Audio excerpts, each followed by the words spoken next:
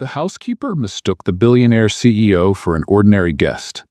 But his family's secret changed everything. Today, this story isn't about fairy tales. It's about what happens when a housekeeper treats a billionaire like a regular person and discovers he was looking for someone who could see his true essence and not his fortune. The left wheel of the cleaning cart had a personality of its own. And that Tuesday in March, it decided it didn't want to cooperate anymore. Emma Sullivan was pushing the cart down the 10th floor hallway of the Sterling Grand Hotel when she felt the wheel lock up. Always at the worst possible moment. She crouched down, muttering words her grandmother from Minnesota definitely wouldn't approve of. "Come on, you stubborn thing," she whispered, pulling the wheel hard. "I just need to finish this floor and then you can lock up all you want." The cart didn't respond. Obviously, it was a cart. Emma pulled harder. The wheel resisted. She pulled even harder, using all her body weight, and then the wheel gave way. All at once, Emma lost her balance and landed on her backside on the carpeted hallway floor. At the exact moment, the door to Suite 11012 opened. A man appeared in the doorway. Tall, dark hair with some gray at the temples, impeccable suit, the expression of someone who hadn't slept properly in at least a week. He looked at Emma on the floor, then at the cart, then at Emma again. "Are you all right?" Emma felt her face flush.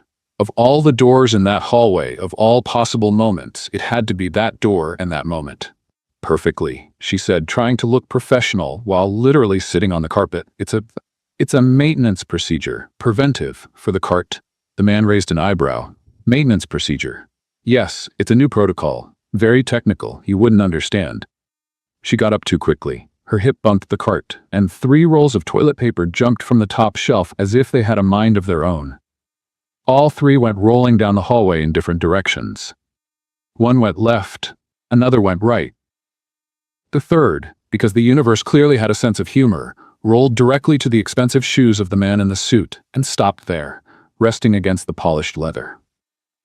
Emma froze. The man looked at the toilet paper roll at his feet. Then he looked at Emma. His expression didn't change, but something at the corner of his mouth twitched, almost as if, no, impossible. This man clearly hadn't smiled since the previous administration. "Preventive maintenance procedure," he repeated without inflection.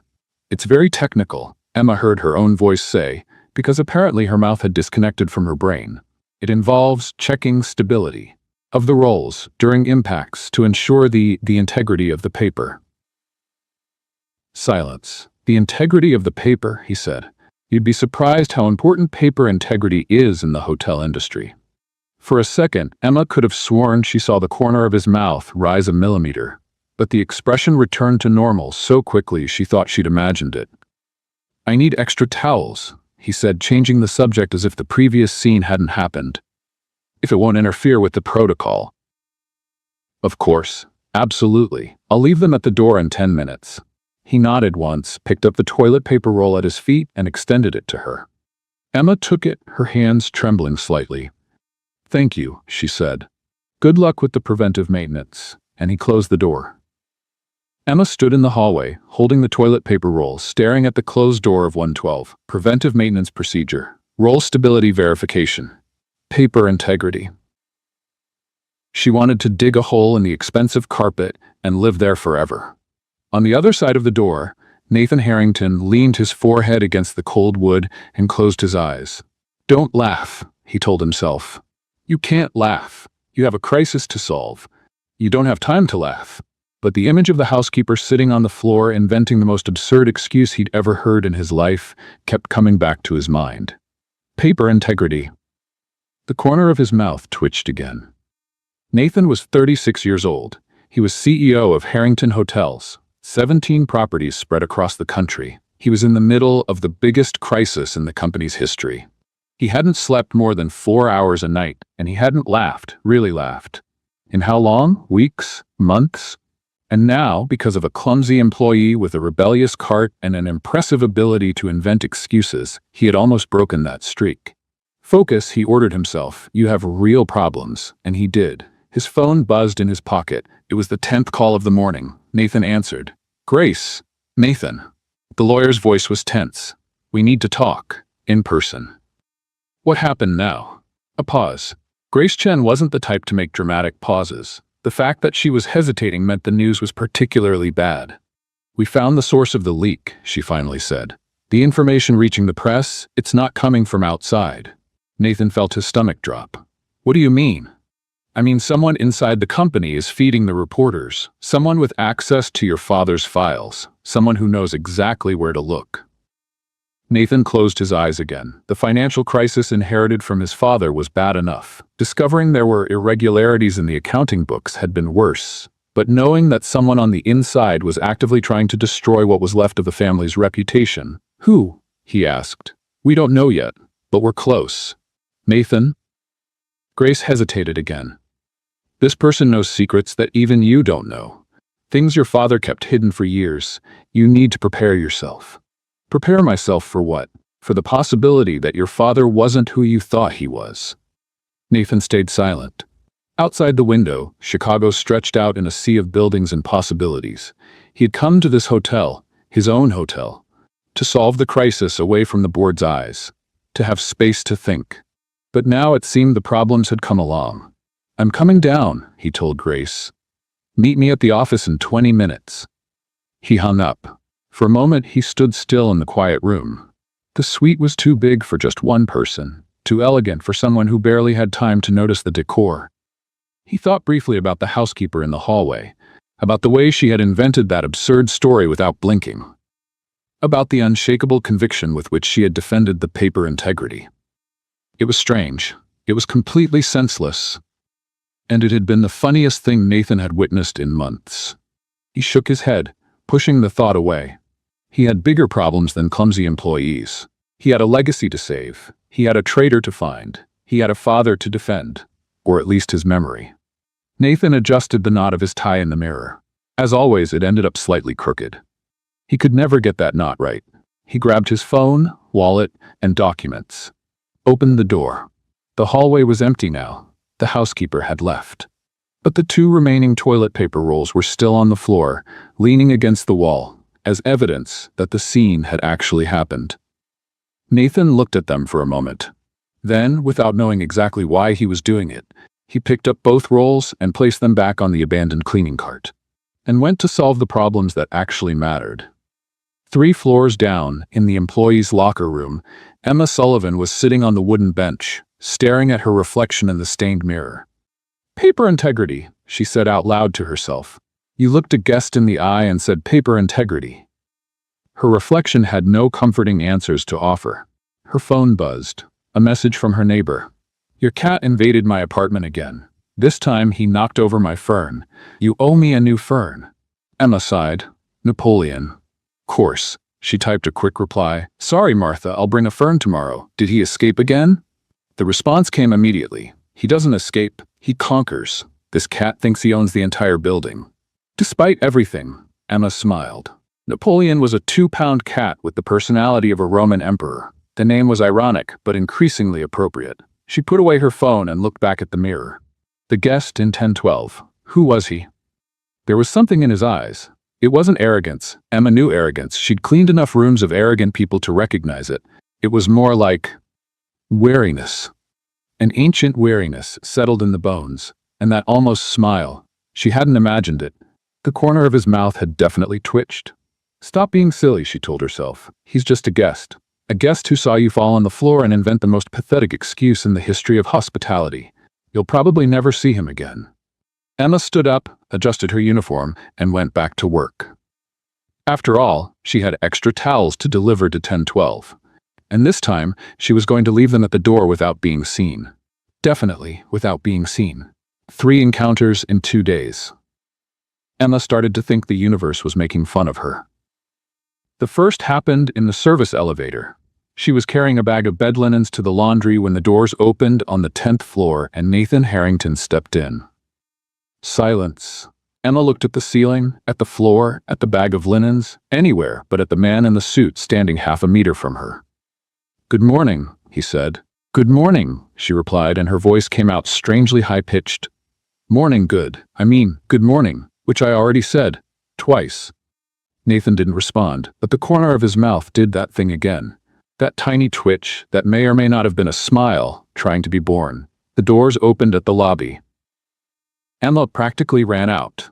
The second encounter was in the hallway near the hotel restaurant the next day. Emma was passing with her cart, the wheel cooperating for the first time that week, when Nathan appeared, coming from the opposite direction. They tried to move out of each other's way, to the same side. Emma went left, Nathan went left. Emma corrected to the right, Nathan corrected to the right. And they did this awkward dance for at least 4 attempts before Emma simply stopped. "After you, sir," she said, gesturing with her hand. "No, go ahead." "I insist. I also insist." They stood there looking at each other for a moment. Emma felt her cheeks getting warm. "This is statistically improbable," she said, because apparently her brain had decided silence wasn't an option. 4 attempts. The probability of moving to the same side 4 consecutive times is... She paused, calculating. 1 in 16, 6%. We're statistically unlucky. Nathan raised an eyebrow. "You calculated that just now?" "I like numbers," Emma said, and immediately regretted it. "I mean, not in an obsessive way. In a normal way. Totally normal." "Silence. 6%, Nathan repeated. "It's a round number, easy to calculate."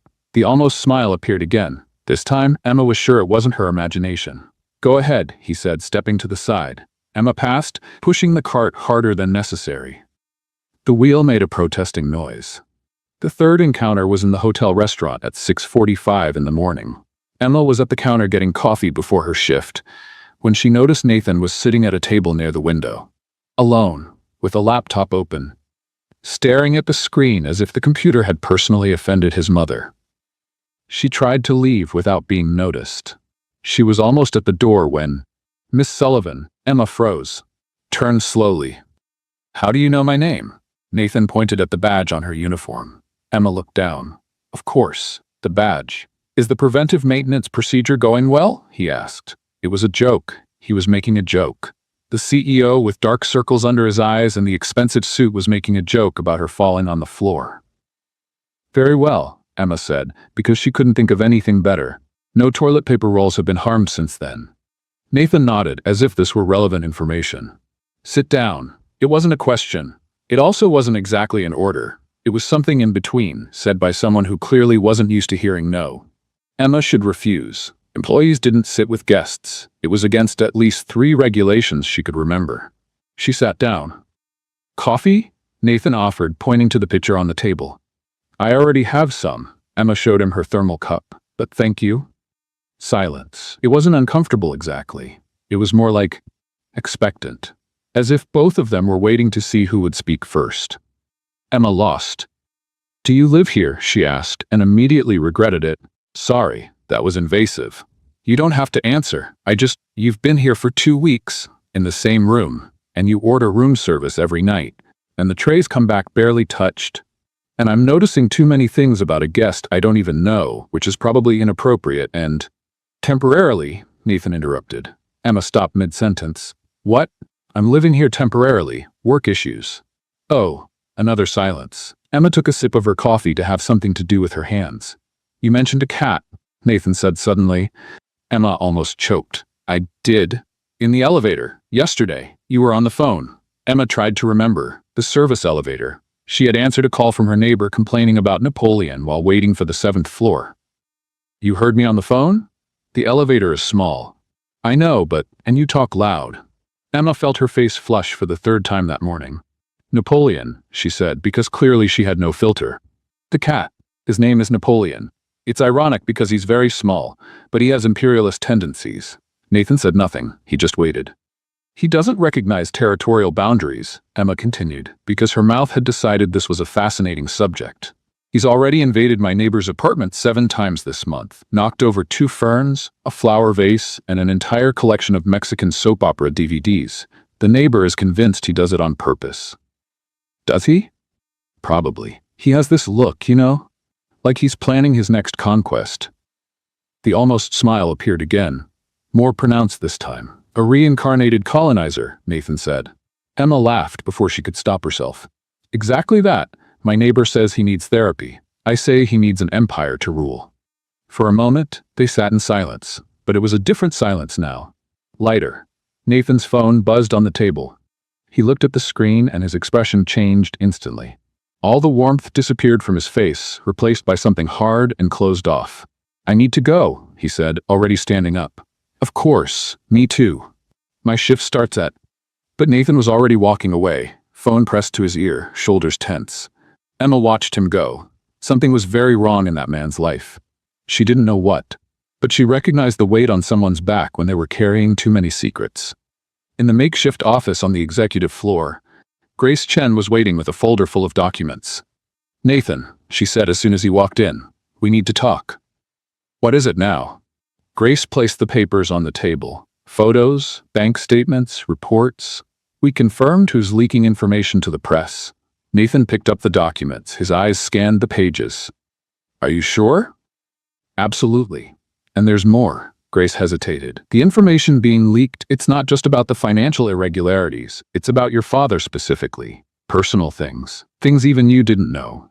Nathan looked at her. What kind of things? Grace didn't respond immediately. She had that expression Nathan knew well. The expression of someone about to deliver news that would change everything. We found monthly transfers, she finally said, for the last 30 years, to an account in the name of a woman named Diane, in a town called Millbrook. Nathan? She paused. I think your father had a life nobody knew about. Nathan stood still, looking at the documents without really seeing them. 30 years. His father had hidden something for 30 years. And now, when he thought the crisis couldn't get worse, the accusations were about to go public. The entire legacy, the entire reputation, everything Nathan had worked to protect, was about to crumble. Emma had developed a theory about the guest in Team 12. Actually, she had developed several theories. That's what happens when you spend too much time observing someone who clearly doesn't want to be observed. Theory number 1. He was an international spy disguised as an executive. That would explain the dark circles, the constant stress, and the fact that he barely left his room. Theory number 2. He was hiding something from the mob. Maybe he owed money. Maybe he was a protected witness. That would explain why he lived in a hotel instead of a normal apartment. Theory number 3. And this was the most likely. He was just a very rich businessman with very rich problems. Like taxes, or divorce, or both. Emma was leaning toward Theory 3 when she realized she was standing in the hallway of the 10th floor, staring at the door of 1012, holding a coffee tray that nobody had ordered. What are you doing? She asked herself. Good question. She didn't have a good answer. In the last few days, Emma had started noticing things. Small things. The kind of thing a professional employee definitely shouldn't be noticing about a guest. Like the fact that he always wore a tie, even at 7 in the morning, but the knot was always slightly crooked, as if he tried to get it right and never could. Like the fact that the room light stayed on until after midnight. She knew because she had developed the ridiculous habit of looking at the 10th floor window when she left the night shift. Like the fact that the food trays came back barely touched. The chef had even commented, "The guy in 1012 eats like a bird." Nathan Harrington was a man surrounded by people. Employees, waiters, receptionists, and yet completely alone. Emma recognized loneliness. She had experience with it. She was so lost in her own thoughts that she didn't notice when the door to 1012 opened. You've been standing there for 3 minutes. Emma almost dropped the tray. Nathan was standing in the doorway, jacket thrown over his shoulder, expression unreadable. I wasn't, Emma lied very badly. I was checking the hallway's cleanliness. Nathan looked at the hallway. It was spotless. Of course it was. Emma had personally cleaned it 2 hours earlier. With a coffee tray, he said. It's part of the verification protocol. The same protocol that includes preventive cart maintenance. Emma felt her face flush. This is a different protocol, more advanced. The corner of his mouth twitched, that almost smile she was starting to recognize. You're a terrible liar, he said.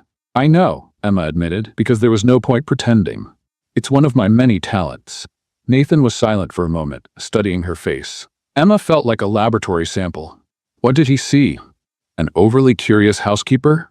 An employee who didn't respect professional boundaries? Is the coffee for me? He finally asked. Emma looked at the tray in her hands as if seeing it for the first time. I think so. Actually, I don't even know why I brought this. You didn't order it. She stopped, frustrated with her own inability to form coherent sentences. I noticed you're not eating properly, and I thought maybe, I don't know, coffee helps. Silence. For one horrible second, Emma thought he was going to close the door in her face, or worse, report her to HR for harassment, but he just stepped to the side. Come in. It wasn't an order, but it also wasn't a normal invitation. It was something in between. A decision made against his own judgment.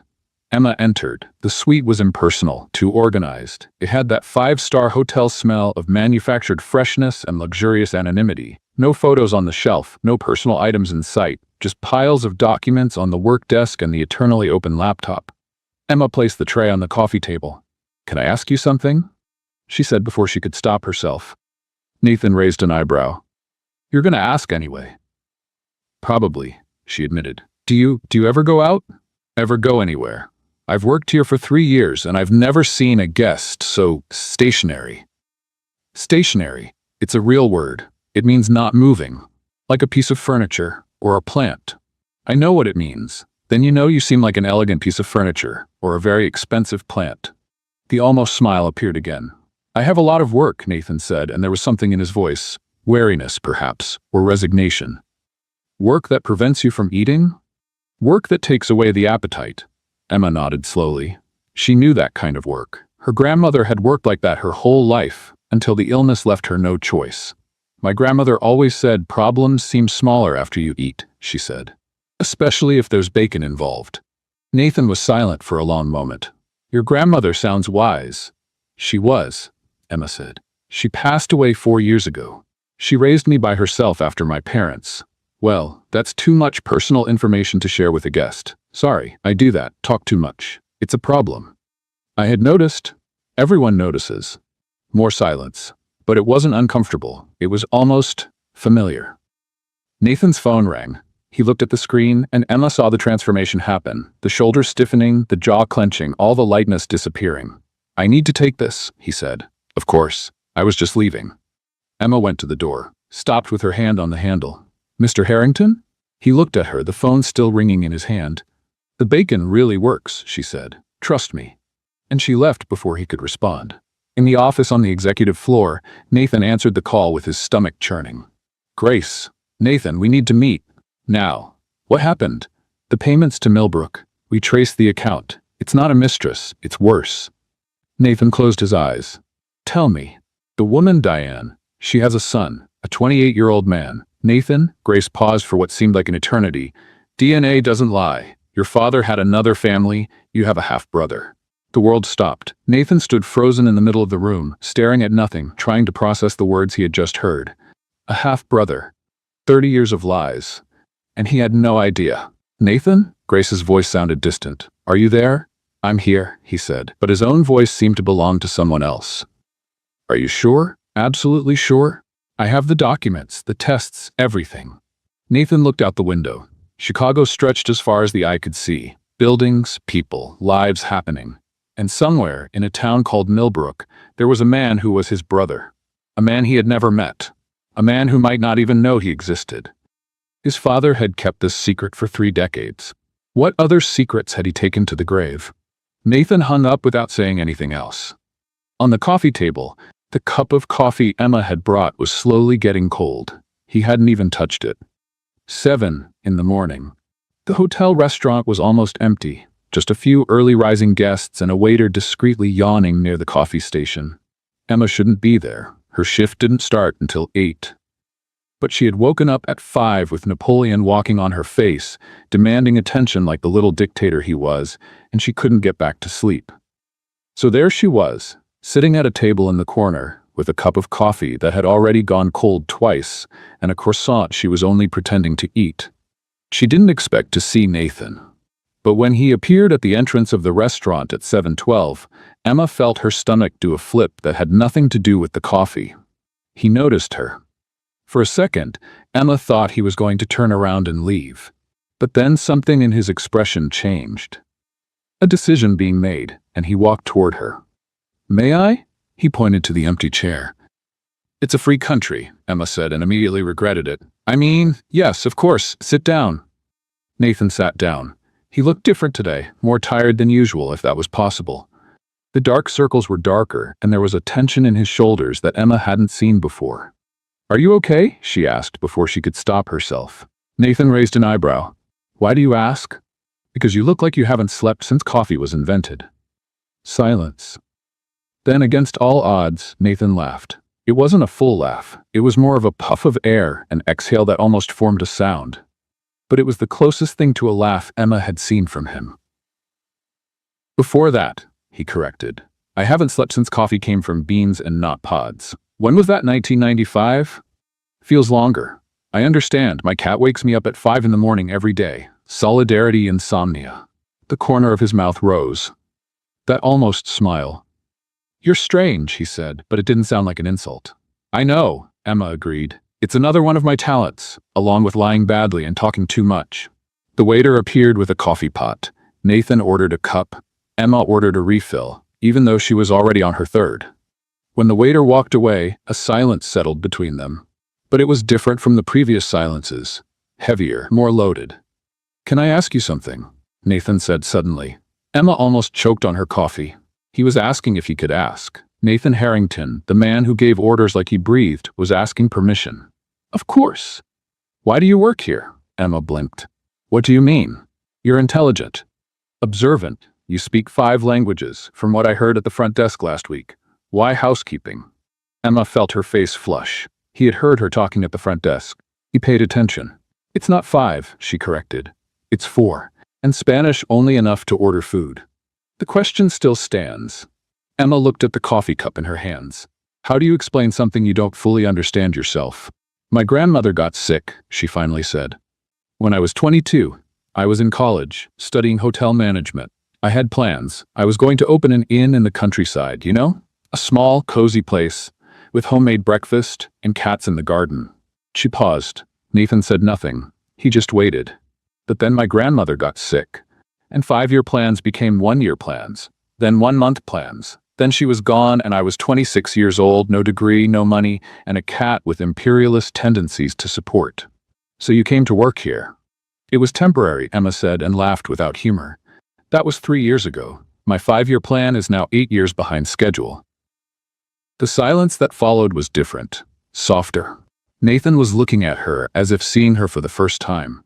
Not as a funny employee who fell in the hallway, but as a person with a history, with losses, with postponed dreams. And the inn, he asked. It's still here. Emma pointed to her own head. Completely planned. Even the breakfast menu. Blueberry pancakes on Mondays, eggs Benedict on Wednesdays, waffles with bacon on Sundays. Why bacon on Sundays? Because Sunday is bacon day. Everyone knows that. The almost smile appeared again. More pronounced now. And you? Emma asked before she lost the courage. Why are you living in a hotel? I mean, I know it's work issues, but... She let the sentence hang. Nathan was silent for a long moment. Emma saw the conflict on his face, the desire to speak fighting against the habit of closing off. My father passed away 6 months ago, he finally said. Emma didn't expect that. I'm sorry. Don't be. His voice was hard, but it wasn't hardness against her. It was hardness against something she couldn't see. He left a mess. The company, the finances, He stopped. He left a lot of problems, and I'm here trying to clean them up. Alone? Alone. What about your family? Your mother? Something in Nathan's expression closed off. My mother has her own concerns. Emma recognized the tone. It was the same tone she used when someone asked about her parents. The tone of, this subject is closed. She didn't push. You know what my grandmother would say? Emma offered after a moment. Bacon? Emma laughed, genuinely surprised. That too. But she'd say that shared problems way less. That sometimes you just need someone who will listen. Without judging, without trying to fix things, just listen. Nathan looked at her for a long moment. There was something in his eyes. Gratitude, perhaps. Or something else Emma couldn't name. You're very strange, he said again. You already said that. It's worth repeating. Emma smiled. And for the first time since she had met Nathan Harrington, he smiled back. It wasn't a full smile. It was more of a ghost of a smile, a promise of a smile. But it was real. Nathan's phone buzzed on the table. He looked at the screen, and Emma saw the color drain from his face. What is it? She asked. Nathan didn't respond. He was reading something on the screen, his eyes moving quickly. Nathan? He looked up. The vulnerability Emma had seen seconds before had completely disappeared, replaced by something cold and controlled. I need to go, he said, already standing up. Wait, what? But he was already leaving, phone clutched in his hand, steps quick. Emma watched him go, confused and worried. What had happened? The answer came 10 minutes later, when the manager turned on the TV in the restaurant to the news channel. Financial scandal. Harrington family accused of billion-dollar fraud. Heir under investigation. On the screen, a photo of Nathan appeared next to headlines that Emma could barely process. Harrington, the guest in 1012. The man she had just had coffee with. The man who had almost smiled at her. He was a Harrington. He was the owner of the hotel where she worked. And she had no idea. Emma had seen the scandal on TV. She had seen the Harrington name in the headlines. She had connected the dots about the financial crisis. But she hadn't realized that the guest in 1012 was the Nathan Harrington. The owner. The CEO. That she discovered from an envelope. It was the day after the breakfast. Emma was cleaning the 10th floor, avoiding 1012 as much as possible, when she saw it. A white envelope on the hallway floor near the door of 1012. It had probably fallen when someone delivered mail. Emma bent down to pick it up and read the name. Nathan Harrington, CEO, Harrington Hotels Harrington. Like the hotel, like the headlines. Emma stood frozen in the hallway, holding the envelope, her brain trying to process what her eyes were seeing. The guest in 1012 wasn't just a guest. He was the owner. He was the Nathan Harrington. And she had spent weeks talking too much, telling him about her imperialist cat, about her inn plans, about bacon on Sundays. She had brought coffee without being asked. She had called him an elegant piece of furniture. She had said he looked like he hadn't slept since coffee was invented. Emma felt her stomach sink. She knew she should just put the envelope back on the floor and pretend she had never seen it. But her fingers were already grabbing her phone, already opening the browser, already typing the name. Nathan Harrington. The results appeared instantly. Photos of Nathan at gala events in an impeccable suit. Nathan receiving business awards. Nathan on the covers of finance magazines. Nathan next to a stunningly beautiful blonde woman. Nathan Harrington and Victoria Chase, Chicago's golden couple. Emma clicked on the photo. The caption said, Nathan Harrington with then-fiancée Victoria Chase at a charity gala event. Fiancé, ex-fiancé apparently. But still, Emma kept looking. More photos of Victoria Chase. Victoria on runways. Victoria and luxury brand campaigns. Victoria with 6 million followers on social media. 6 million. Emma had 83 followers, and 30 of them she didn't even know who they were. She kept looking. The most recent headlines were all about the scandal. Harrington Empire under investigation. CEO denies father's fraud. Billionaire family faces biggest crisis in decades. Billionaire. Emma closed her phone. The man she had called an expensive plant was a billionaire.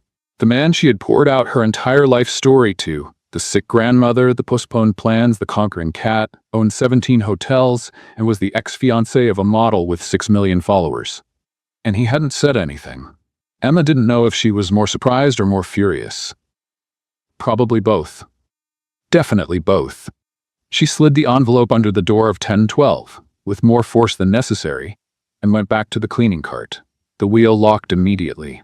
Because of course it did. I can't believe it, Emma muttered to the wheel. Of all the guests in this hotel, I had to get interested in the billionaire? The owner? The man who probably thinks I'm a pathetic employee with a ridiculous cat? The wheel didn't respond, but Emma could have sworn it looked judgmental. Napoleon is not ridiculous, she continued, because apparently she now talked to cleaning equipment. He's a conqueror. It's different. Silence. And I'm not interested in him, Emma added. I was just being polite. Employees are polite to guests. It's the job. More silence. Stop looking at me like that, she said to the wheel. The wheel remained locked. Emma spent the rest of her shift avoiding the 10th floor, which wasn't easy considering it was her assigned floor. But she swapped with a colleague claiming gastrointestinal issues. The universal excuse nobody questioned. In the locker room after her shift, Emma did what any mature and emotionally stable person would do. She stalked Nathan's ex-fiancée for 2 hours. Victoria Chase was everything Emma wasn't. Tall where Emma was average, elegant where Emma stumbled. Photographed at gala events where Emma was photographed holding a broom. And the comments. My goodness, the comments. Victoria is the most beautiful woman in Chicago.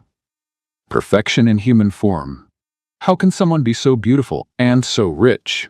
Emma closed the app when she realized she was starting to compare her own posts, photos of Napoleon in embarrassing poses and memes about coffee, with Victoria's professional photo shoots. "This is ridiculous," she said to Napoleon, who was lying on top of the laptop. "I don't even like him." "Not like that. He's just a guest." Napoleon blinked once, slowly, the way cats do when they think you're lying. "Stop judging me," Emma said. "You're a cat. You spend all day sleeping and invading Martha's apartment. You have no moral authority to judge anyone." Napoleon yawned. "Exactly," Emma said, as if he had agreed. She closed the laptop and went to the kitchen to make a sandwich. While she ate, without really tasting it, her phone rang, a message from her supervisor. "Extra shift tomorrow? 10th floor. Double pay." Emma looked at the message for a long moment. The 10th floor. Where 1012 was. Where Nathan Harrington was, billionaire, ex-fiancé of a model, owner of the hotel. She should refuse. She should keep her distance. She should be professional and mature and... "Okay," she typed. "What time?" Because apparently she was as smart as her cartwheel. Meanwhile, across the city, Nathan Harrington was sitting in the office on the executive floor, looking at an empty hallway on the security cameras. It wasn't stalker behavior, he told himself. It was just security verification, standard procedure, but his eyes kept returning to the same spot, the corner of the 10th floor, where Emma used to appear, pushing that cart with the defective wheel, muttering to herself, tripping on perfectly flat surfaces. Today the hallway was empty. She hadn't appeared. Nathan knew what that meant. She had found out. She had seen the headlines, made the connections, realized who he was, and now she was running away, like everyone ran away. He turned off the screen and went back to the documents on the desk. The crisis wasn't waiting. His father's problems weren't going to disappear. The half-brother in Millbrook still existed. And the only person Nathan had managed to really talk to in the last few weeks had just vanished. This is how it should be, he told himself. It was simpler this way, safer. But when Grace came in with more bad news, always more bad news, Nathan realized he was looking at the door. Waiting. For someone who probably wasn't going to appear. 2 weeks. 14 days of calculated dodges, changed schedules, and creative excuses. Emma had developed a whole system. Arrived early, left early, swapped shifts when the 10th floor was on the schedule, used the service stairs instead of the elevator, had lunch in the locker room instead of the cafeteria. It was exhausting, it was childish, and it was working perfectly. Until the note. Emma found it under the door of 1012, on a day when she hadn't managed to escape the 10th floor. It was on the floor, folded in half, with handwriting she would recognize anywhere, clean, slanted, definitely from someone who had learned to write at a private school. She should throw it away. She should pretend she hadn't seen it. She opened it. "Is Napoleon okay?" 3 words. Intentional, because he knew she would look. Emma stood frozen in the hallway, holding the note, her heart doing things that hearts shouldn't do, because of 3 words about a cat. He had asked about Napoleon, the billionaire, owner of 17 hotels, in the middle of the biggest crisis of his career, had found time to ask about her imperialist cat. Emma folded the note, put it in her pocket, went back to the cart, and spent the next 3 days rehearsing responses she never sent. Option 1. Napoleon is fine. Thank you for asking. Please never speak to me again. Too aggressive. Option 2. Napoleon has conquered 2 more square meters of Martha's apartment. The empire expands. Too casual. As if nothing had changed. Option 3. Why didn't you tell me who you were? Too honest. Emma wasn't ready for honest. In the end, she didn't respond at all. She threw the note in the dresser drawer, along with overdue bills and hair ties, and decided that silence was a perfectly valid response. Napoleon disagreed. "You're strange," Emma told him as he sat in front of the drawer, as if he knew exactly what was inside. "And I'm not going to respond. He's a billionaire. He has a model ex-fiancée. I have you, who destroys other people's ferns." Napoleon blinked. "That's not an argument," Emma insisted. "Stop looking at me like that." Napoleon kept looking. It was on a Thursday, 17 days after the fateful breakfast, that Emma saw Victoria Harrington for the first time. Not Victoria Chase, the ex-fiancée. Victoria Harrington. The mother. Emma was in the lobby restocking the cart when the woman walked in. 70-something years old, impeccable silver hair, the posture of someone who had never carried a shopping bag in her life. She wore a tweed suit that probably cost a small fortune. and she treated everyone around her as if they were invisible. The receptionist tried to greet her. Victoria walked right past without even looking. An employee held the door. Victoria didn't say thank you. A bellhop offered to help with her bag. Victoria dismissed him with a wave of her hand as if she were shooing away a fly. Emma felt a chill. This was Nathan's mother. This was his family. This was the world he came from. And suddenly, Emma understood. Understood why Nathan didn't smile, why he lived alone in a hotel, why he seemed to carry the weight of the world on his shoulders. With a mother like that, who needed enemies? Victoria crossed the lobby toward the elevators. For a second, just 1 second, her eyes landed on Emma. And Emma felt it. The look. It wasn't just indifference. It was recognition. As if Victoria knew exactly who Emma was. As if someone had told her. The look lasted less than 2 seconds. Then Victoria stepped into the elevator and disappeared. Emma stood frozen, her heart racing, trying to understand what had just happened. "Did you see that?" She murmured to the nearest colleague. "See what?" "The woman. The one in tweed. She looked at me." The colleague laughed. "Everyone looks at everyone, Emma. Relax." But Emma couldn't relax. There was something in that look. Something that said, "I know who you are, and you don't belong here, and stay away from my son," all at the same time. Or maybe Emma was being paranoid. She was probably being paranoid. On the 10th floor, Nathan was in a meeting that seemed endless. Grace had brought more documents, more evidence, more questions about the father he thought he knew. The payments to Millbrook were monthly, Grace explained. $15,000 for 30 years. That's over $5 million total. Nathan looked at the numbers without really seeing them. $5 million. Diverted to a woman named Diane, to a son named Lucas. For 3 decades. Meanwhile, his mother had lived in ignorance, or maybe not. Maybe Victoria had always known. Maybe this was just another thing the Harrington family swept under the rug and pretended didn't exist. "Nathan?" Grace's voice cut through his thoughts. "Are you listening to me?" "I am." "What do you want to do?" Nathan was silent for a long moment. What did he want to do? He wanted to go back in time. He wanted a father who didn't lie. He wanted a family that worked. He wanted to be able to talk to someone who wasn't a lawyer or an employee or interested in his money. Someone like Emma, who had vanished 2 weeks ago. "I'm going to Millbrook," he finally said. Grace's eyes widened. "What?" "I need to see. With my own eyes. I need to meet." He hesitated. "I need to know the truth." "Nathan, this is a terrible idea. If the press finds out..." "I don't care." And it was true. For the first time in weeks, Nathan didn't care about the press, about the board, about appearances. He needed answers. He needed to understand who his father really was, even if the truth destroyed everything he thought he knew. The door opened. An employee came in with a coffee tray. It wasn't Emma. It was a middle-aged man with a mustache. Efficient, silent, invisible. Nathan felt something sink in his chest. "Thank you," he said to the employee, who nodded and left. Grace looked at him with curiosity. "Everything okay?" "Everything's fine," Nathan lied. "Book a flight to Millbrook. Tomorrow morning." "Nathan, please, Grace." She sighed, but she picked up the phone and started making reservations. Nathan looked out the window. Chicago stretched to the horizon, gray and impersonal. Somewhere out there, Emma was living her life, avoiding him, pretending the last few weeks hadn't happened. Maybe it was better this way. Maybe she was smarter than he was. But when Nathan closed his eyes, he didn't see documents or scandals or his father's face.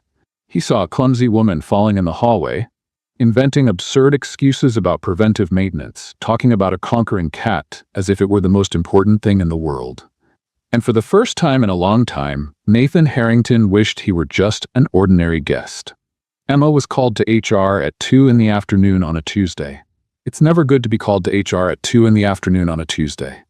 Every employee knows this. Tuesday is firing day. 2 in the afternoon is bad news time. Emma was certain she was going to be fired. She spent the 15 minutes between receiving the call and arriving at the HR office mentally reviewing all the things she could have done wrong. The broken cart, the wheel that kept locking, the time she had arrived 3 minutes late, the entire week she had spent avoiding the 10th floor. The conversations with Nathan, the breakfasts with Nathan, the way she had looked at Nathan. She was in trouble. The HR office was in the hotel's basement, next to the laundry. It was a windowless room with beige walls and hospital lighting, the kind of place where dreams went to be buried. The HR manager, a man named Henderson who seemed permanently uncomfortable, was sitting behind the desk, and next to him, in a chair that looked absurdly expensive, was Victoria Harrington. Emma froze in the doorway. "Come in, Miss Sullivan," Henderson said. His voice was strangely high-pitched, nervous. "Close the door, please." Emma entered, closed the door, sat in the chair they indicated, and waited. Victoria looked at her the same way she had looked at her in the lobby, as if Emma were a particularly irritating insect. "Miss Sullivan," Henderson began, shuffling through some papers, "we received a formal complaint about your behavior." Emma's stomach sank. "A complaint? From Mrs. Harrington," Henderson gestured toward Victoria. "She alleges that you have been harassing her son, Mr. Nathan Harrington." Emma blinked. "Harassing?" Victoria spoke for the first time. Her voice was like broken ice, elegant and cutting. "You know exactly what I'm talking about, dear. The unsolicited visits to my son's room, the inappropriate conversations, the behavior." She paused, as if the next word were particularly unpleasant. "Suggestive behavior." Emma felt the blood rush to her face. "That's not true." "No? I didn't." Emma took a deep breath, trying to control herself. "Mr. Harrington and I talked a few times. As employee and guest, I never did anything inappropriate." Victoria smiled. It was the kind of smile that didn't reach her eyes. "You brought coffee to his room unsolicited. You entered his room alone. You followed him around the hotel." "I didn't follow. You were in the restaurant at 7 in the morning on the same day as him." "I was having coffee before my shift in the same restaurant at the same time." "By coincidence?" Emma wanted to scream, wanted to explain, wanted to say that Nathan had invited her to sit, that he had asked about her plans, that he had almost smiled at her as if it meant something. But she looked at Henderson, clearly terrified, clearly wanting to end this meeting as quickly as possible, and realized it didn't matter what she said. Victoria Harrington wanted her fired, and Victoria Harrington always got what she wanted. "I understand," Emma said, and she hated how her voice trembled. "And what happens now? Am I fired?" Henderson opened his mouth to respond, but was interrupted by the door opening. Nathan Harrington entered the room. He looked different. His eyes were harder, his jaw more tense. He wore a dark suit that made him look even more intimidating than usual. "Mother," he said, and the word sounded like a warning. "What are you doing?" Victoria didn't waver. "Solving a problem." "What problem?" "This employee," Victoria gestured toward Emma, "has been behaving inappropriately. I was just informing the Human Resources Department." Nathan looked at Emma. For a second, their eyes met, and Emma saw something there. Concern, perhaps, or anger. It was hard to tell. Then he looked at Henderson. "Is there any formal complaint on record against Miss Sullivan?" Henderson swallowed hard. "Well, Mrs. Harrington made a verbal complaint." "Verbal," Nathan repeated. "Not written, not documented." "No, sir, but... And have I, as the guest supposedly being harassed, made any complaint?" "No, sir." Nathan nodded slowly. "Then it seems to me there's no basis for this meeting. Miss Sullivan is an exemplary employee. I've never had any problem with her. If my mother," he looked at Victoria, "has concerns about my personal life, she can discuss them with me in private, not by involving innocent employees." The silence that followed was absolute. Victoria stood up. Her expression didn't change, but something in her eyes hardened. "We will talk about this," she said to Nathan. "We will," Nathan agreed, "but not here." Victoria left without looking back. Henderson looked like he wanted to disappear into his own chair. "Miss Sullivan," he said quickly, "you can return to work. Sorry for the inconvenience." Emma nodded, unable to speak. She stood up, went to the door. "Miss Sullivan," it was Nathan. Emma stopped, her hand on the handle. "I'm sorry," he said, "for all of this." Emma looked at him. She wanted to say many things. She wanted to ask why he hadn't told her who he was. She wanted to know what had happened to them. She wanted to understand. But all she managed was, "Thank you." And she left. In the locker room 10 minutes later, Emma Sullivan cried. Not much. Not loudly, just a few silent tears that she wiped away with the sleeve of her uniform before anyone could see. It wasn't sadness, it was everything. The tension of the last few weeks, the fear of losing her job, the humiliation of being called suggestive by a woman who treated employees like objects, the confusion of seeing Nathan defend her. It was too much, it was too complicated. She didn't belong in that world. She never had. Nathan Harrington was a billionaire, heir to an empire, the target of national scandals, and she was a housekeeper with an imperialist cat and an in-dream that would probably never come true. What future could there be there? Emma dried her eyes, adjusted her uniform, looked at herself in the stained mirror. "You are professional," she told her reflection. "You are competent. You don't need complicated billionaires in your life." The reflection didn't look convinced. "Stop judging me," Emma muttered. "You're worse than Napoleon." And she went back to work. Because that's what people like her did. They went back to work, no matter what. Millbrook was the kind of town that seemed to have stopped in time.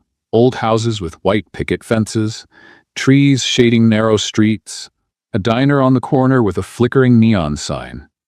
The kind of place where everyone knew everyone and news was the main form of entertainment.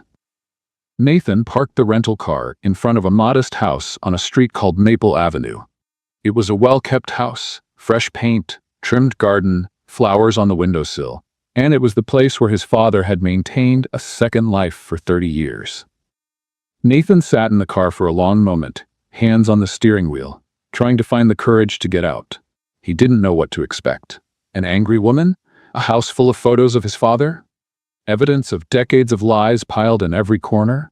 But he wasn't prepared for what he found. The door opened before he knocked. A woman appeared in the doorway, graying hair pulled back in a loose bun, brown eyes that seemed to have seen too much, hands that trembled slightly. "You must be Nathan," she said. It wasn't a question. Yes. How did you? You look just like him," she said simply. "Come in. I think we have a lot to talk about." Her name was Diane. She was 55 years old. She had worked as a nurse at the local hospital for 3 decades. And yes, she had loved Nathan's father for longer than Nathan had been alive. "I knew he was married," Diane said, pouring coffee in the small but cozy kitchen. "From the beginning. I wasn't naive, but she paused, searching for the right words. "He was different with me, or at least I thought he was." Nathan held the coffee cup without drinking. "He couldn't." "Why did he never tell you?" Diane completed. "I think he was ashamed, not of me, of himself, of what he had done, of the lie he had created." The photos were in the living room. Nathan had seen them when he passed through. His father, younger, smiling genuinely, his father holding a baby. His father next to a boy of about 5 at an amusement park. Photos of a life Nathan didn't know. "Lucas," Nathan said. The name felt strange in his mouth. "Where is he?" "Working." "He's a teacher. High school." Diane hesitated. "He didn't know you were coming." "Does he know about me?" "He knows you exist. He found out when your father passed away, Lee, when the payment stopped and I had to explain." Nathan closed his eyes. The payments, $15,000 a month. That's how his father kept the 2 lives separate, with money. Buying silence, buying distance. "I never asked for that money," Diane said, as if reading his thoughts. "But your father insisted. He said it was the least he could do, that Lucas deserved to have everything you had." "And did he?" Diane laughed without humor. "Look around, Nathan. Does this look like 17 hotels to you?" It didn't. It was a 2-bedroom house with secondhand furniture and a backyard that needed maintenance. It was the house of a nurse who worked double shifts to pay the bills. "I didn't come here to talk about money," Nathan said. "I came because I need to understand." "Understand what?" "Who my father really was." Diane was silent for a long moment. "Your father," she finally said, "was a man who wanted 2 lives and couldn't choose either one. He loved your mother in his way, loved me in his way, loved you and Lucas as much as he could, but he was never whole anywhere, never belonged completely to anyone." Nathan felt something tighten in his chest. It was the most accurate description of his father he had ever heard, and it came from a woman who, theoretically, should hate him. "You're not angry," Nathan said. "It wasn't a question." "I was," Diane admitted. "For years, but anger gets tiring, Nathan, and in the end, the only person it destroys is yourself." The front door opened. Nathan turned. A man walked in, about his age, but with something different. The eyes were the same, his father's eyes. The shape of the face, the way he frowned. It was like looking into a distorted mirror. "Mom?" the man said. "Whose car is that in the—" He stopped, looked at Nathan, and something in his expression changed. "Lucas," Diane said softly. "This is Nathan, your brother." Silence. Lucas looked at Nathan. Nathan looked at Lucas. 30 years of secrets suspended in the air between them. "I know who he is," Lucas said. His voice was controlled, but there was something underneath. Anger, perhaps, or hurt. I saw the photos in the papers, the rich daddy scandal. Lucas, Diane began. No, Mom. Lucas looked at Nathan directly. What do you want here? Came to see how the poor people live? Take pictures for the family album. I came to meet you, Nathan said. His voice was calmer than he expected. Why? Because you're my brother, and I didn't know you existed. Lucas laughed. It was a bitter laugh without humor. Well, now you know. Congratulations. You can go back to your billionaire life. Lucas, Diane said again, more firmly. No. Lucas shook his head. I spent 28 years being his shameful secret, the son he hid, the mistake he paid to disappear. And now the crown prince shows up wanting to make peace? Like it's that simple? Nathan swallowed. I know it's not simple. You don't know anything. I know my father lied to me too. I know I spent my whole life thinking I knew him, and I didn't. I know you have every right to hate me, even though I didn't do anything wrong. Lucas was silent. I didn't come here to apologize for my father, Nathan continued. I don't have that right. I came because I wanted to see with my own eyes. I wanted to know who he really was, and now I know. And what are you going to do with that? Nathan thought for a moment. I don't know yet, he admitted. But you're my brother, like it or not. And I think we both deserve at least a chance to figure out what that means. Lucas didn't respond, but he also didn't tell Nathan to leave. It was a start. Nathan returned to Chicago at 3 in the morning. He couldn't sleep, he couldn't think about anything else. Lucas, Diane, a modest house in Millbrook, 30 years of secrets.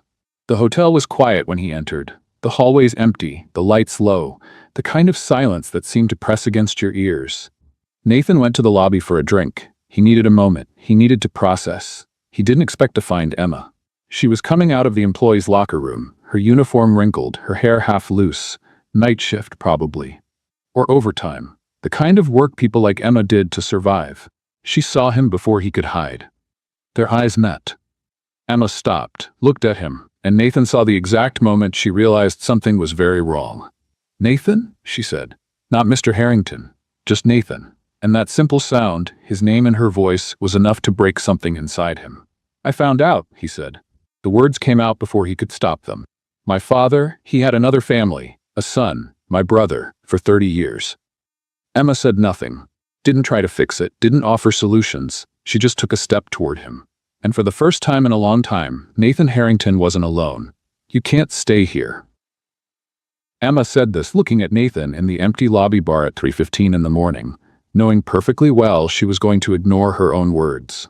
If someone sees you like this, she continued, the journalists, the security team, anyone with a phone. Nathan didn't respond. He was sitting on one of the leather couches, his jacket thrown to the side, his tie loose. He looked like he had aged 10 years in one night. Come, Emma said, making a decision she would probably regret. I know a place. The place was the hotel rooftop. Technically, employees didn't have access. Technically, it was restricted to private events and guests from the executive floor. Technically, Emma could be fired just for being there. But she had discovered the unlocked door 2 years ago during an anxiety episode after a particularly difficult shift. And since then, that had been her secret refuge. Watch the step, she said, guiding Nathan up the service stairs. Nathan nodded silently. Emma went up first. She pushed open the rooftop door. The cold Chicago air hit her immediately. March still tasted like winter in the city. Wait, she said. Let me. Emma stepped back to hold the door for Nathan, and she tripped. Over nothing. Literally nothing. The floor was perfectly flat, but her feet decided this was the ideal moment for a coordination failure. Nathan caught her before she fell. It was the first time he really touched her. His hand on her arm, firm and warm against the cold of the night. Inner ear condition, Emma said quickly, her face burning, and stubbornness. Dangerous combination. Nathan didn't smile, but he also didn't let go of her arm immediately. You've said that before, he said. I know, it's my official excuse. Repetition is the key to consistency. He let go of her. Emma felt the absence of his touch more than she should have. The rooftop was exactly as she remembered. A wide area with some plant pots that no one took care of, garden chairs stacked in a corner, and a view of Chicago that took your breath away. Emma went to the corner where she kept her things. She opened a maintenance chest she had secretly turned into a personal hiding spot. Is that? Nathan began. Don't ask, Emma interrupted, pulling a blanket from inside the chest. And before you say anything, yes, I took this from the hotel. Technically, I shouldn't have, but it's a 3-star hotel blanket that someone was going to throw away anyway, so I prefer to call it creative recycling. Nathan looked at the blanket. Then he looked at Emma. And for the first time that night, something in his expression softened. Creative recycling, he repeated. It's a philosophy of life. Emma spread the blanket over 2 chairs she had positioned to watch the sunrise. She sat down. After a moment of hesitation, Nathan sat next to her. The silence that followed wasn't uncomfortable. It was the kind of silence that happens when 2 people are too exhausted to pretend. Tell me, Emma finally said. What? Everything. What you found out. Why you're like this. Nathan was quiet for a long moment. Emma thought he wasn't going to answer. But then the words started coming out. Slowly at first, then faster, like a dam breaking. He told her about Millbrook, about Diane and the modest house, about the photos of his father with another family, about Lucas, the brother he never knew existed. He told her about 30 years of lies, about the money diverted, about the double life his father had maintained while pretending to be an exemplary family man. He told her about Victoria, his mother, and how he didn't know if she had always known, or if she was as deceived as he was. And he told her about the feeling of looking at Lucas and seeing his own father's eyes looking back. Emma didn't interrupt, didn't try to fix it, didn't offer solutions or empty words of comfort. She just listened. When Nathan finished, the silence returned. But it was a different silence now, lighter, as if part of the weight had been shared. That's horrible, Emma finally said. I'm sorry. Nathan looked at her. That's it. What else could I say? Emma shrugged. Your father did terrible things. You found out your whole life was built on lies. There's no magic phrase that fixes that. There's no look on the bright side, or everything happens for a reason. Sometimes things are just horrible, and the only thing we can do is... She paused. Not be alone while we process it. Nathan was silent. My grandmother used to say that, Emma continued, that grief not shared destroys you from the inside, that you need to let it out. Your grandmother seems to have said a lot of things. She was wise, and also kind of dramatic, traits I clearly inherited. The corner of Nathan's mouth twitched, that almost smile. You're very strange, he said. It was the 3rd time he had said that to her. And you repeat yourself a lot, Emma responded. But I'll let it slide because you're having a rough night. They sat in silence, looking at the city. Chicago's lights sparkled below them, millions of lives happening simultaneously, each with their own dramas and secrets. Why are you here? Nathan asked suddenly. What do you mean? You could have left. You could have pretended you didn't see me. After what my mother did. Your mother is a horrible person, Emma said bluntly. But you're not her. Nathan blinked. Most people don't see the difference. Most people don't pay attention. Emma pulled the blanket higher. I do. It's one of my talents, along with talking too much and falling on flat surfaces. The silence returned, but now it had a different quality, warmer, despite the cold of early morning. The sky began to lighten on the horizon, shades of pink and orange spreading over the skyscrapers. I come here sometimes, Emma said, pointing at the sunrise. When everything gets to be too much, it's nice to have a place that's just yours, you know? A place where nobody expects anything from you. Nathan looked at her. And Emma saw something in his eyes she hadn't seen before. Real vulnerability, without filters. Thank you, he said. For this, for bringing me here. Don't tell anyone about the blanket, Emma replied. I really don't want to have a problem because of it. Nathan almost laughed. It didn't quite become a full laugh, but it was more than anything Emma had gotten from him before. They sat in silence, watching the sun rise over Chicago. At some point, without Emma realizing exactly when, Nathan's fingers found hers under the blanket. She didn't pull away, and when the sun finally broke the horizon, bathing everything in golden light, Emma held his hand for a long moment. Then she stood up. I have to go, she said. My extra shift starts in 3 hours, and Napoleon has probably already destroyed at least one of Martha's ferns. Nathan nodded. Emma. She stopped at the door. Thank you, he said again. Really? Emma smiled. When you need another stolen blanket and sunrise moment, you know where to find me. And she left, leaving Nathan alone on the rooftop. But he didn't feel alone. For the first time in a long time. Nathan returned to Millbrook 3 days later. This time he called ahead. Let them know he was coming. Prepared himself for the possibility that Lucas wouldn't want to see him. What he wasn't prepared for was Lucas closing the door in his face. Literally. Nathan was in the middle of saying, "Hi, I came to," when the wooden door closed 3 inches from his nose. He stood on the porch, blinking at the closed door. From inside the house, he heard Diane's voice. "Lucas, that was rude." And Lucas's response, "He's a billionaire. He can buy manners if he wants them." Nathan waited. 1 minute, 2 minutes, 3. The door opened again. This time, Lucas appeared with an expression that said, "I didn't want to do this, but my mother made me." She said, "I have to at least hear what you have to say," Lucas said. "You have 5 minutes. I came to do the right thing." Lucas crossed his arms. "Which would be?" "Recognize you, officially, as our father's heir." The silence that followed was absolute. Lucas blinked. "What? You're his son," Nathan said. "That means you have a right to the inheritance, to the name, to everything our father left." "I don't want his money." "I know, but it's not about wanting, it's about what's right." Lucas was quiet for a long moment. Something in his expression changed. Not much, but enough for Nathan to notice. "Why are you doing this?" Lucas finally asked.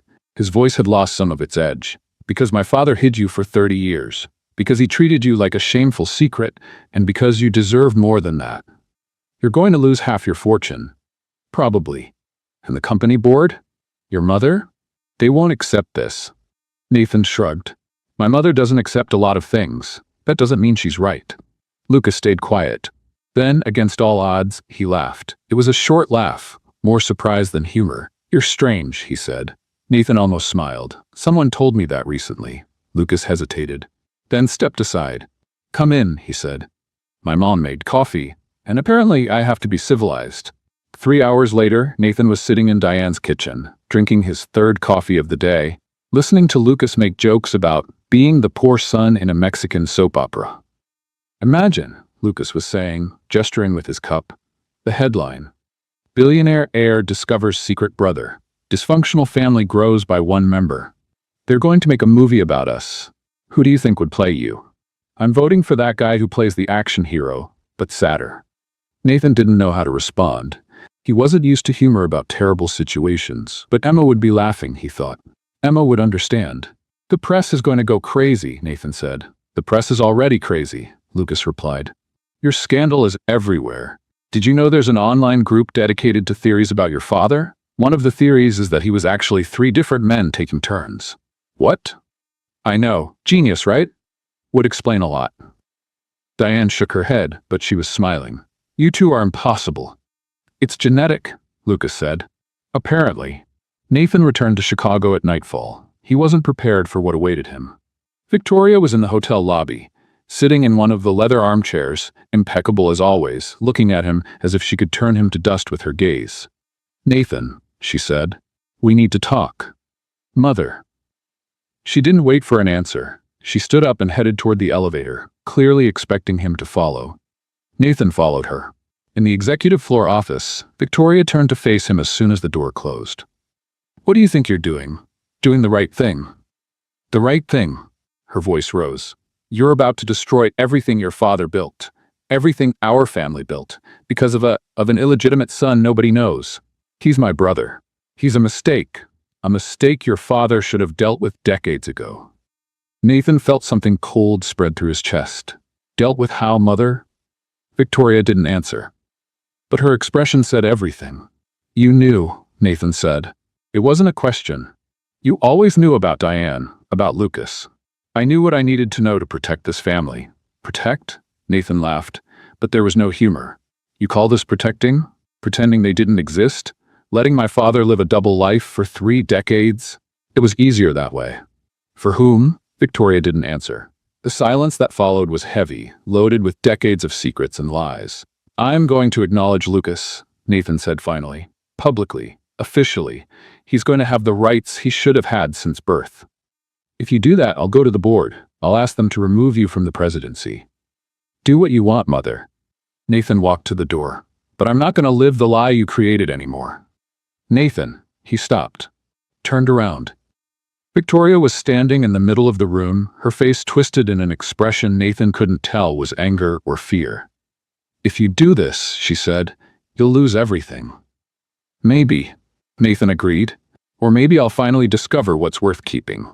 And he walked out, closing the door behind him. In the hallway, Nathan leaned against the wall for a moment. His heart was racing, his hands trembling slightly. He had just defied his mother. He had threatened to destroy decades of family secrets. He had put everything at risk, the company, the fortune, the position. And yet, he felt lighter than he had in years. His phone vibrated in his pocket. A message. It was from Emma. Napoleon invaded Martha's apartment for the 8th time. This time he knocked over the TV. She's threatening to call animal control. I'm negotiating peace with homemade brownies. Wish me luck. Nathan read the message 3 times. Then he did something he hadn't done in a long time. He smiled. For real. And replied, brownies are an excellent diplomatic strategy. Napoleon would be proud.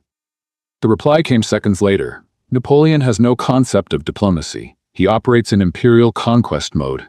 No remorse. Nathan laughed. A real laugh that escaped before he could hold it back.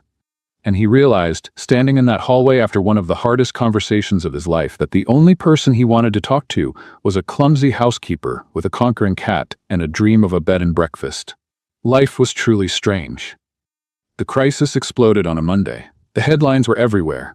Harrington Hotel's CEO temporarily removed. Financial scandal deepens. Board demands investigation. Billionaire family at war. Mother and son on opposite sides. Emma read everything during her lunch break, sitting in the locker room, her sandwich forgotten beside her. Nathan had been removed. Victoria had followed through on her threat, and now the man Emma had seen on the rooftop at 3 in the morning, vulnerable, broken, more human than any billionaire had the right to be, was in the eye of the storm. She thought about sending a message, thought about asking if he was okay, thought about saying something, anything. But what do you say to someone who's losing everything? So Emma did what she always did when she didn't know what to do. She went back to work. Room 112 was empty when she passed by. The Do Not Disturb sign had disappeared. The luggage, too. Nathan had left. Emma felt something tighten in her chest. It wasn't a surprise. It was obvious he wouldn't stay in a hotel that wasn't technically his anymore. But his absence in the hallway felt wrong. Like something was missing. She finished her shift on autopilot. Cleaned rooms, restocked carts, smiled at guests, pretended everything was normal. At 6 in the evening, when she finally left the hotel, Emma went to the bakery on the corner to buy a chocolate croissant she definitely didn't need, but that her soul demanded. But what she didn't see was Nathan watching her. The bakery was called Sweet Corner, and it was the kind of place that looked like it came out of a romantic comedy movie. Exposed brick walls, the smell of fresh dough, a line that always took longer than it should because the ladies in front couldn't decide between the carrot cake and the cheesecake. Emma was in the middle of the line, looking at her phone without really seeing it when she heard the voice. Emma? She looked up. Nathan was standing at the bakery door. He looked different. He wasn't wearing a suit for the first time since Emma had known him. He was wearing jeans and a blue shirt with rolled-up sleeves. His hair was messier than usual, and there was something in his eyes she couldn't identify. Nathan? Emma said. What are you? I need to talk to you. The entire line turned to look. Emma felt her face heat up. Here? She whispered. Now? Yes, but there are people, a lot of people. Nathan looked around as if only now noticing they were in a crowded bakery on a Friday night. I know, he said. But I've spent the last 2 weeks losing everything. My position, my family, he paused, my sense of who I am. And the only thing that became clear in all this chaos is that I don't want to lose you too. Emma opened her mouth, closed it, opened it again. The lady behind her, a woman of about 60 with purple hair and a leopard print coat, poked Emma in the back. Honey, she said loudly, if you don't answer this handsome man, I will. Martha, her friend scolded, let the girl process. Process what? It's obvious he's in love. Look at his face. That's none of our business. We're in a bakery line. Everything is our business. Emma wanted to disappear. Wanted the floor to open up and swallow her. Wanted, I like you, Nathan said, completely ignoring the debate happening behind Emma. I know I'm complicated. I know my family is a disaster. I know you have every right to want distance from all this chaos. But, Emma whispered. But you're the first person in years who made me want to smile. You talk too much and fall on flat surfaces and have a cat that doesn't recognize territorial boundaries. And even so, or maybe because of that, you're the most real person I know." The silence in the bakery was absolute. Even the lady at the register had stopped serving to watch. "This is better than a Mexican soap opera," the purple-haired lady commented to her friend. "Martha." "What? It's true." Emma looked at Nathan, looked at the line, looked at Nathan again. "You're making a declaration of love in the middle of a bakery," she finally said. "Technically, I haven't said love yet," Nathan replied. "But if you want, I can." "No." Emma raised her hands. "I mean, not here, with," she gestured at the audience, "everyone watching." "Too late for that, honey," the purple-haired lady said. "We're already emotionally invested." "Martha!" Nathan took a step toward Emma. "I know the timing is horrible," he said, quieter now. "I know I'm in the middle of the worst crisis of my life. But I also know that when everything fell apart, the only person I could think about was you. And that has to mean something." Emma swallowed hard. She thought about all the reasons to say no, the difference in worlds, his family, the scandal, the fact that she was a housekeeper and he was, even removed, the heir to an empire. She thought about Victoria, about how she had looked at Emma as if she were less than nothing. She thought about all the ways this could go wrong. And then she thought about Nathan on the rooftop at 3 in the morning, vulnerable, real, holding her hand while the sun rose over Chicago. "I don't know how to do this," Emma finally said. "I don't know how to be a billionaire's girlfriend. I don't know how to deal with scandals and boards of directors and mothers who hate me." "I don't know either," Nathan said. "I don't know how to be anything other than the CEO I was programmed to be. But maybe," he hesitated, "maybe we can learn together." Emma was silent for a long moment. The entire bakery held its breath. "You're ruining my crop purchase," she finally said. Nathan blinked. "What?" "I came here to buy a chocolate croissant. That's all I wanted. A simple moment after a hard day. And now you're here, being all—" She gestured vaguely. "This, and I can't even think about croissants." The corner of Nathan's mouth twitched. "Is that a yes?" "That's an I need to think," Emma said. "But it's also I'm not saying no. It's a this is too much to process in the middle of a bakery with an audience that clearly has no boundaries." "I heard that," the purple-haired lady protested. "Good," Emma replied. Nathan was smiling now, a real smile that completely transformed his face. "So," he said, "can I call you?" "You can call me," Emma confirmed. "But now I'm going to buy my croissant. And you're going to leave this bakery before someone films this and puts it on the internet." Nathan nodded. "There." He walked to the door, stopped, turned around. "Emma? Yes? Thank you for not saying no," and he left. The bakery exploded with comments. "That was the most romantic thing I've ever seen. You should have said yes immediately. Who was that man?" "Honey, you know he's rich, right? I saw the watch." Emma ignored everyone. She went to the counter, ordered her chocolate croissant, and only when she was outside, alone on the sidewalk, did she allow herself to smile. She hadn't said yes, but she also hadn't said no. And for now, that was enough. A few months passed.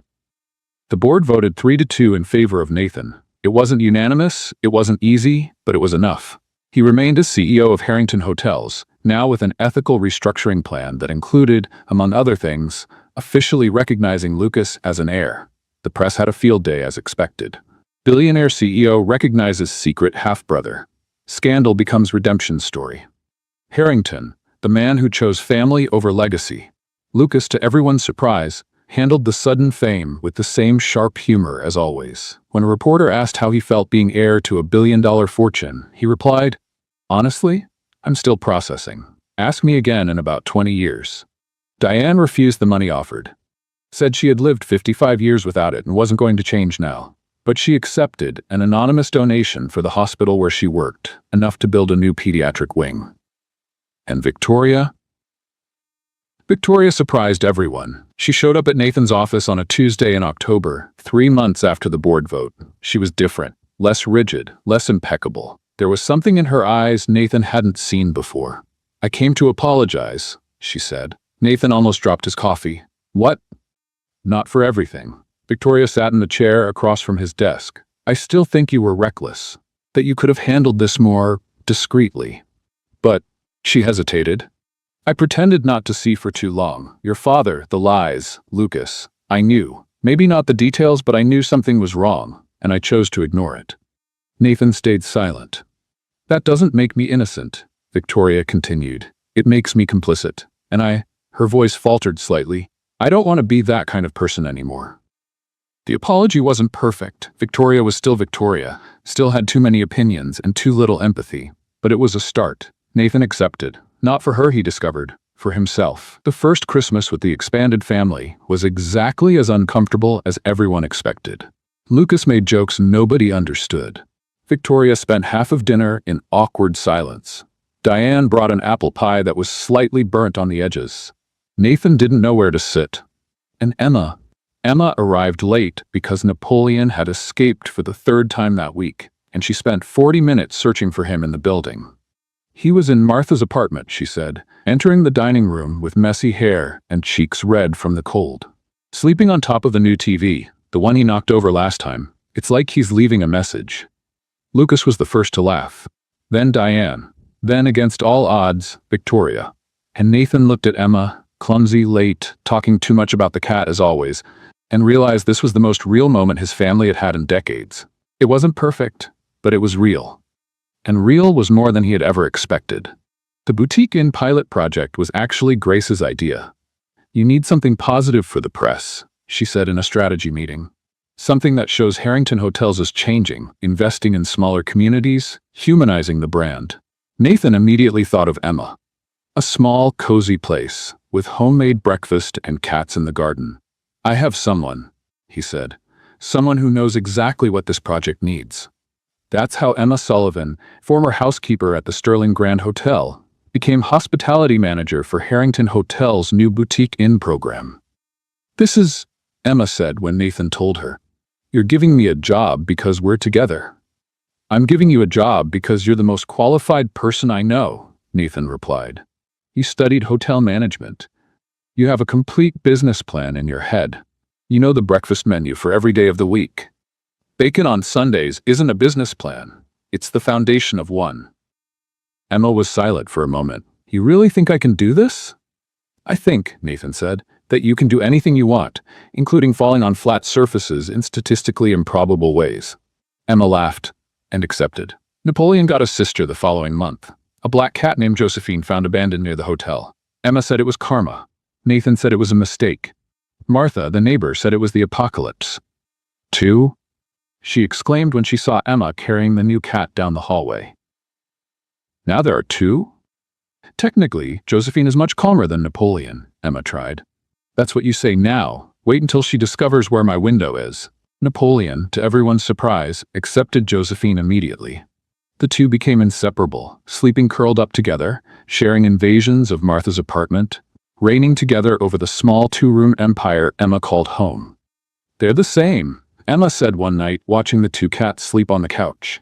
Imperialists, no sense of boundaries, absolutely convinced the world revolves around them. Sounds familiar, Nathan commented. Be quiet, he laughed, and Emma realized in that moment that the sound of his laughter, real, free, without reservation, was something she would never tire of hearing. The 10th floor hallway seemed different now. Emma was standing in front of the door 2012, exactly where she had fallen months ago. Nathan was beside her. This is where you fell on the floor, he said. This is where you almost smiled, she replied. They stood in silence for a moment, looking at the closed door. It seems like it was a long time ago, Emma said. It was 8 months ago. 8 months, 3 weeks, and 2 days, Emma corrected. I'm good with numbers. Nathan looked at her. You counted? I count everything. It's a problem. You already know this. The corner of his mouth lifted. That almost smile she knew so well. Except it wasn't an almost smile anymore. It had transformed into something complete, something real. Nathan Harrington had learned to smile again, and Emma liked to think she had something to do with it. You know, Nathan said, you forgot a title on your business card. Emma frowned. What title? Specialist in Preventive Maintenance Procedures for Housekeeping Carts. Emma laughed. A real laugh that echoed through the empty hallway. You saved that for 8 months? 8 months, 3 weeks, and 2 days, Nathan replied. I'm also good with numbers. They stood in the hallway smiling at each other like people in love. And Emma realized in that moment that it didn't matter how many scandals, crises, or imperialist cats appeared along the way. She had found her place. It wasn't an inn in the countryside, yet. It wasn't the exact dream she had planned. It was better. It was real. It was his, and it was hers, and it was theirs together. And for now, for always, that was more than enough. True love isn't born from wealth or appearance, but from the courage to do what's right. Because only someone with the character to face their own truth can build something real with another person. If you felt that too, leave in the comments the rating you would give. And if you believe that everyone needs someone who loves not what you have, but who you choose to be, subscribe to our channel.